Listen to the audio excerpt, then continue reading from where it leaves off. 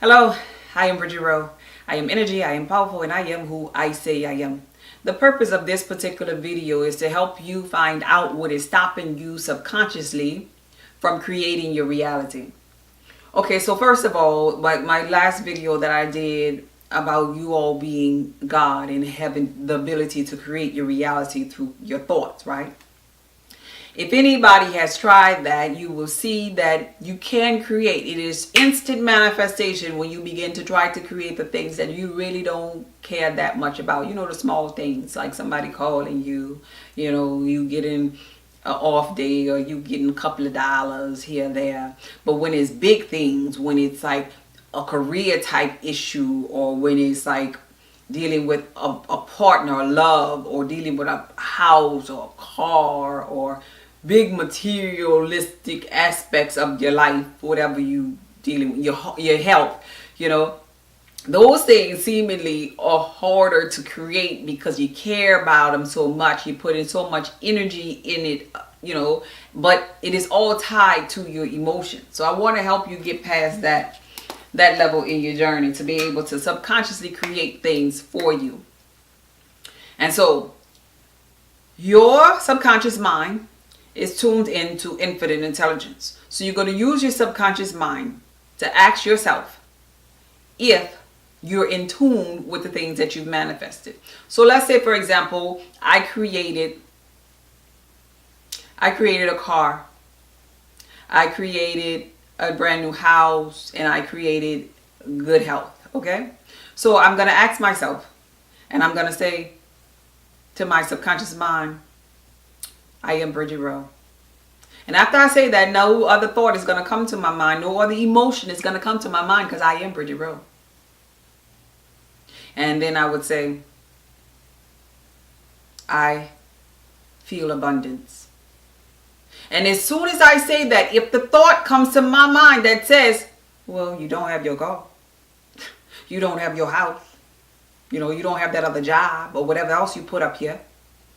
If that emotion or that thought comes to your mind, that means that's an answer from your subconscious mind to you that no, you lying. It is as simple as that.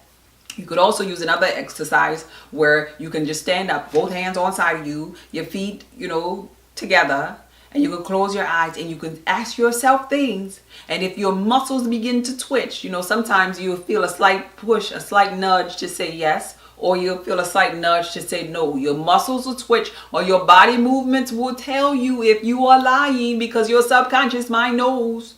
So if you sit up there and you say, I am healthy, and you feel that emotion or that twitch, your subconscious mind saying, nah, negative, we don't believe that. Abort.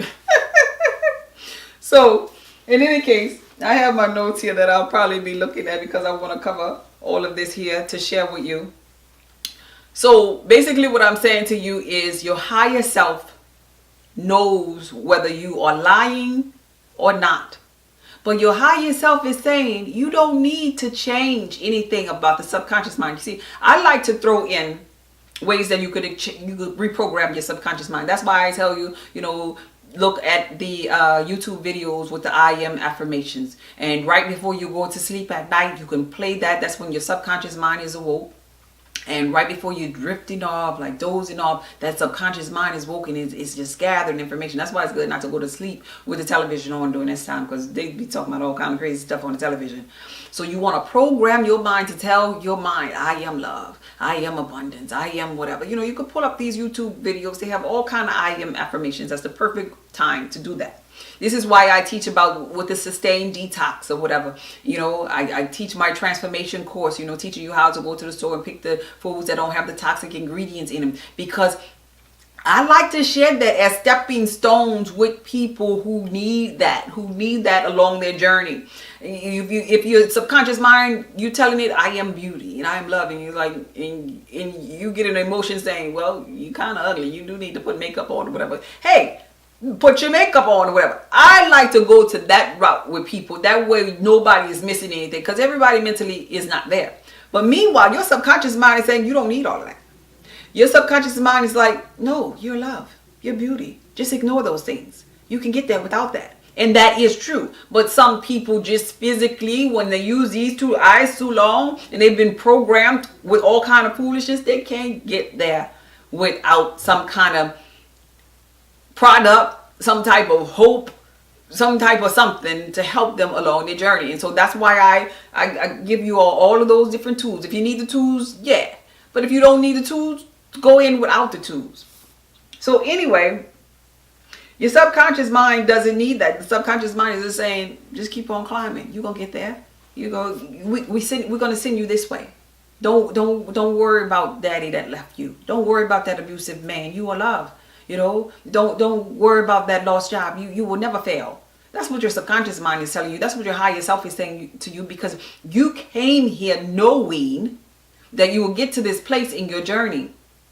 You came here knowing that when you descended here, you will get to a place where you have a lack of knowledge of self. But you also knew that you had the ability to tap into that self with your third eye, with the state of you meditating and creating your reality through mentalism, through being still and thinking positive. But it is that negative emotion that you have when you are here and you see, well, I don't look really healthy. That's the negative emotion. So you forget about all the things that you manifested and created in the spiritual reality, because now you're in the physical reality and you see a lack thereof. So that's when you begin to have the emotions about it. So meanwhile, your higher self is saying you are joy, but you sitting there saying, but no, I really, really feel depressed now since I've opened my eyes and I came out of the meditation. Your higher self is saying, but you are love. And you're like, but you know what? I hate that Betty Jean looked at me like that in 1962. She's been hating me all of my life. Your higher self is saying, just laugh and don't worry about it. But I feel like I want to cry. So you're going against the grain of everything that you have meditated and tried to manifest in the spiritual realm. You want it to come. You ask for it, and you are tuned into infinite intelligence, and you have your so-called friends, your angelic beings, your ancestors, your angels of light, and all of these energies that's working to give you everything that you ask for, because the blessings of God are yea and amen, but it goes according to how you feel. But when you come back down here and you're feeling like crap, you holding up all your blessings. You holding up everything that you try to manifest and create and bring to this physical realm is held up because of you not feeling well. So Betty Jean didn't stop you from getting your house, your car, your job, your good health, because you're holding on to hate when you are love. So I want you to know this, because in knowing this, you will have the advantage over other people who think that they have to act. When you are a true creator, all you have to do is close your eyes and create it and believe it and just be grateful for everything you see when you open up your eyes and believe it is coming. You so much so where you look and seem crazy because everybody else don't see it, but you see it. Everybody don't know it, but you know it. So I want to teach you this here, that this is really something that helped me along my journey. Remember I shared with you all that I went into this astral travel multi-dimensional realm. And so what I didn't share, and I'm still not going to share on this particular video, is that something was said to me when I got to that particular place that I ascended to. Something was showed to me that was going to manifest in this physical reality.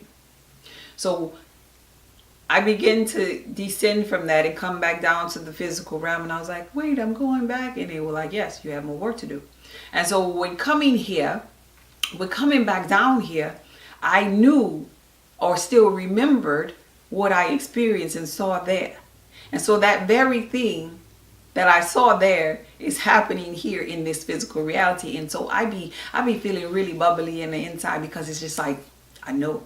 I have that faith that nobody can tell me this thing that I saw is not going to happen, because I already know, I already saw it.